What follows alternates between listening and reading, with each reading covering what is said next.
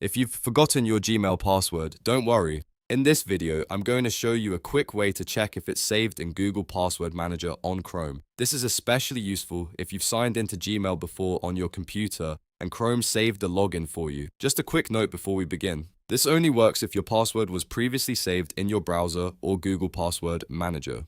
If it wasn't saved, you'll need to use Google's password recovery process instead.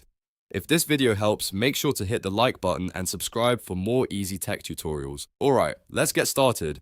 First, open Google Chrome on your computer. Once Chrome is open, look to the top right corner and click the three-dot browser menu. From that menu, select Passwords and Autofill. Then click Google Password Manager. This is where Chrome stores saved login details for websites and accounts, including Gmail in many cases. Now, in the Password Manager, use the search bar and type Gmail or try accounts.google.com if Gmail doesn't show up right away. You should see any saved Google account entries connected to your browser. Click on your saved Gmail account to open the details. At this point, Chrome may ask you to verify your identity for security reasons. If that happens, enter your computer password, PIN, or use your device verification method. This extra step is there to protect your saved passwords from being viewed by someone else. After you complete verification, click the eye icon next to the password field. Your saved Gmail password will appear on the screen. Now you can copy it or write it down if you need it for signing in on another device. Once you're done, make sure to keep your login details secure and avoid sharing them with anyone. And that's it.